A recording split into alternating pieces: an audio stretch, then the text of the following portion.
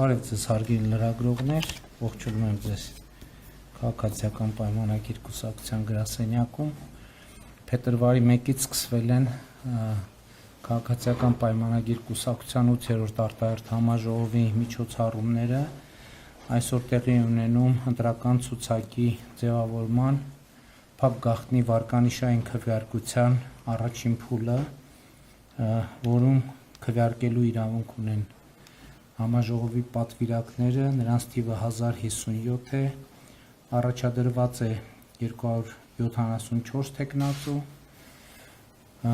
ձևավորված է ընտրական հաշվիչ հանձնաժողով, համաձայն կուսակցության կանոնադրության, հաշվիչ հանձնաժողովի նախագահն է Հակոբ Արշակյանը։ Առաջին փուլի արդյունքների ամփոփումից հետո տեղի կունենա երկրորդ փուլը, որի մասնակցելու հնարավորություն կունենան առաջի փուլի արդյունքներով առաջին 50 հորիզոնականը զբաղեցրած տեխնացուները, որոնք նաև քարոզարշավի արդյունքում արդեն համաժողովի սահմանած կարգով եւ ընտրական օրենսգրքով սահմանված քվոտաներով նկատի ունեմ նաև քվեարկության արդյունքներով հաշվի կառնվի նվազ ընդգրկված սեռի ներկայացուցիչների ընտրական օրենսգրքով սահմանված համամասնության պահպանումը եւ երկրորդ փուլի արդյունքներով տեղի կունենա նաեւ քվեարկության արդյունքներով վարչապետի տեխնացուի ընտրություն։ Ոնց որ թե այսքանը որպես եւ ապրիլի սկզբին տեղի կունենա համաժողովի լիագումար նիստը, որտեղ արդեն բաց քվեարկությամբ կհաստատվի կուսակցության ամբողջական համամասնական ցուցակ եւ համաժողովում կընդունվի կուսակցության նախընտրական ծրագիրը 2026 թվականի հերթական ընտրությունների։ Խնդրեմ հարցեր, խնդրում եմ մի հարց եւ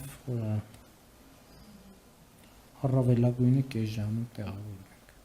որ ձեզ էլ հետաքրքիր լինի լսարանին էլ։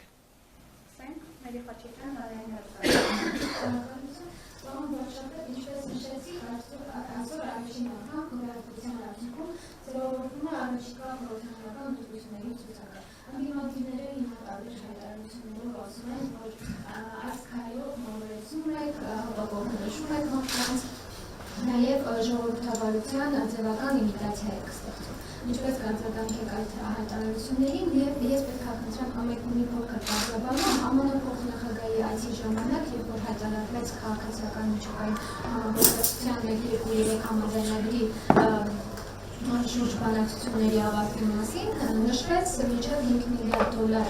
սկզբնական ամերիկյան արտահանման մասին, նույնիսկ $4 միլիարդ լրացուցիչ այդ աջակցությունը վարելիքի եւ սպասական պայմանագրերի միջոցով։ Չնայած Միացյալ Նահանգների նախագահը պարտաբանում այս մասով տվեց, սակայն անդիմադիրները շարունակում են քննադատությունները, հայտարարում են, որ սա $9 միլիարդ պարտք է Հայաստանի համար, $12,000 պարտք ամեն ընտանիքի վասով։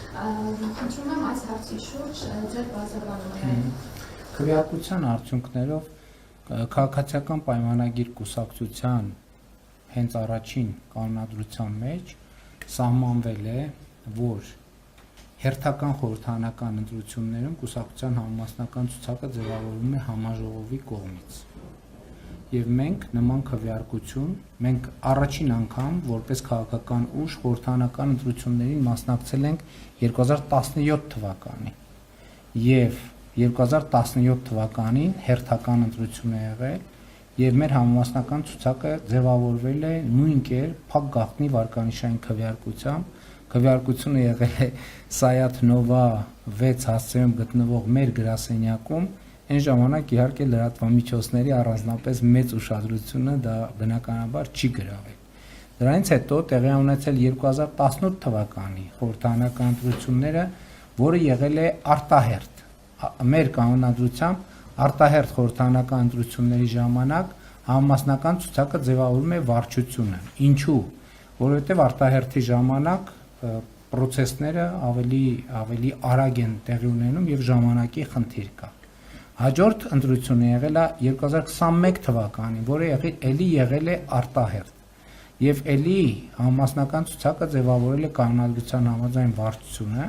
2026 թվականին տեղի ունենալու հերթական ընտրություններ եւ ինչպես 2017 թվականին այս դեպքում էլ մենք իրականացնում ենք